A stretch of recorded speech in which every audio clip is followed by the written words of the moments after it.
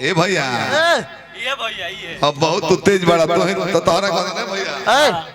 तारा जो तेज दिमाग के हो नहीं ना एकदम लगे बैठल हो छोट भाई हो हाँ मुर्गिया मरलो से तू वैज्ञानिक बन बन कैसे कैसे डीजल कहाँ निकली पेट्रोल कहाँ निकली कोयला के खदान में हीरा कहाँ निकली हाँ हमारे भैया ही खोज करी है कैसे मुर्गिया मरलो से हाँ लहंगवा फहराइल हो हाँ हाँ हाँ तो सबे मुंह करता कतलो हाँ आ वो जाई मोबाइल अपन चालू क के हाँ आ निहुर कर लोग जा देखो तारा कच्छी पहनले बिया कि ना पते जाड़ हो गर्मियों में इनर पे रेली मोबाइलवा में काहे खींचत ल हो अकस्मात जरूरत पड़ला पर काम करे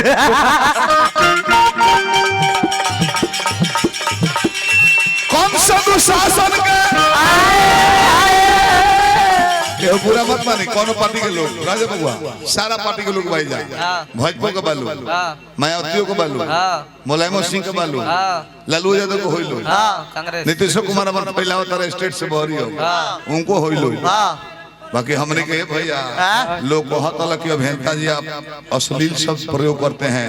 कमलेश तो बोलबे ना करे एक आध सुनाई का इनकर अजीत के दुगुला अपना के फ्रेश मत बना कि हम सब हैं नीतीश कुमार मुख्यमंत्री बने शराबबंदी को अच्छा कहले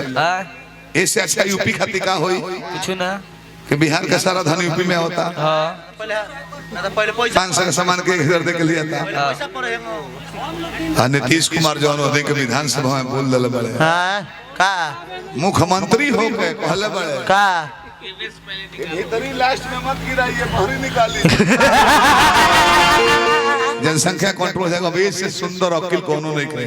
पूंजियो नहीं खला को औरी एंगा तो मान ला कि 10 रुपए कंडोम लगई बनू इतना होशियार बानी नीतीश जी हमरा भगवान जीवन भर मुख्यमंत्री रखी जा वो बता देता रहे हाँ आनंद लो बाकी बहरी गिरा बाकी लास्ट में बहरी गिरा दो अब बताओ भीतरिया गिरावे खातिर सब होता हम इधर ना गिराई जबकि अंतिम आणान हो ही मिलेला कीमती चीज जब मुख्यमंत्री लोग ऐसा बात बोलता हो सकता हम 2-3 को मंत्री बोलले बने संतोष भैया हो सकता हमरा के अखिलेश कश्यप ने हमरा के जेल में मत डलवा दे तो का हो जाएगा का हो जाई हमनी के जेल में टाइम तो पैदल थोड़ा जाए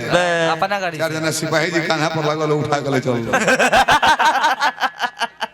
वो नहीं करे हां सब लगी तो निकाल के मुंह हमको पर ना तो जेल घर खराब भाग चल बोलो छोड़ कर कह दी बहुत बहुत पुरस्कार भैया धनी बार शुभकामना हाँ चाहे उत्तर प्रदेश हो चाहे बिहार हो चाहे कोनो स्टेट चाचा लो बैठल बा बिहार में जिला पंचायत से लेके पंच वार्ड तक ले पार्टी विशेष पर टिकट नहीं मिलता है ए मेट्रो में यूपी से निमन हमको हम बिहार के ए मेट्रो में ना तो पहले हमने के बिहार से यूपी में जाकर तरसी जा इतने निमन रोड भेटा जाए हाय हाय हाय पार्टी विशेष पर नहीं ना है हम प्रधान अपना चुनेंगे हम अपने मन से चुनेंगे जो विकास करेगा जिला पंचायत अपने मन से चुनेंगे अगर पार्टी ना रही तो और विधायक लोग वोट देते विधायक हम भाजपा हैं हम राजद हैं हम मुलायम सिंह वाला हैं हम मायावती वाला हैं तो पार्टी के नाम पर वोट देता रहो वो जगह पर गधा खड़ा बाकी गधई खड़ा बे तू नहीं खो देखो ना पार्टी विशेष पर वोट देता रहो आ वो लोग का टिकट केगा मिलता केगा बिहार में 4 करोड़ रेट पर विधायकी में 6 करोड़ संसदी में और बताओ तू विकास खोजत रहो जनता भैया तो जो 6 करोड़ दे के टिकट किन ले बा तहर विकास देखी ना तू लाड़ पर चढ़ा हम अपन पूंजी निकाला ये राजनीति हो प्रधानी में तू निमन आदमी को नहीं वोट दे कौन ढेर पियावता कौन खोसी कटवावता ओकरा के वोट देता रहो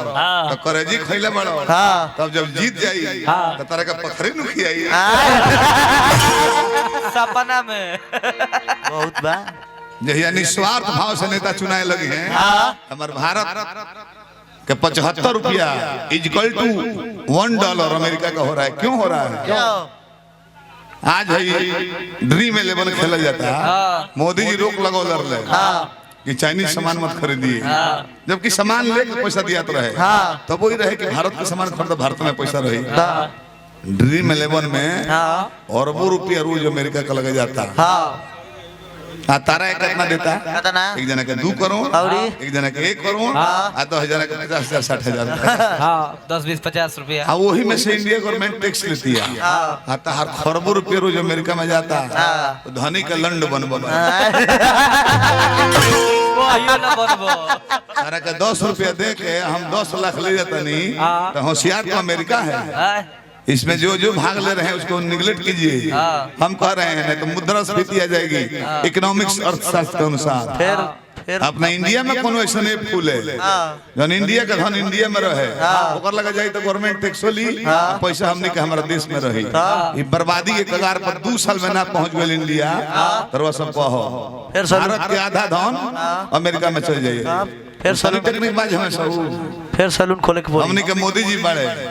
चाहे कांग्रेस के नेता लोग चाहे मुलायम सिंह के नेता लोग ये लोग का करेला तनख्वाह ली लो तनी भरे ना करी लो। हाँ अमेरिका में चल जाई राष्ट्रपति है 80 साल का 16 साल का छोकरी संग ही रखेला। हाय हाय चाहे घूस रहे चाहे के हो गाना बजना के संग संग कमलेश कुछ शिक्षाप्रद बात कह जो जनता पर असर पड़े। गाना बजना यूट्यूब पर लोग सुनत हवे लेकिन हाई ड्रीम 11 बंद कर दलो भैया केहू मत खेलो तो भारत बर्बाद हो कहीं के बाद। सुन संग दिल दिल दिल दिल तड़पे सुन संग दिल दिल दिल दिल तड़पे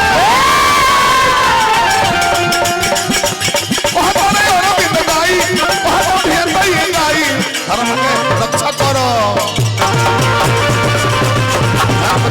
रक्षा करो।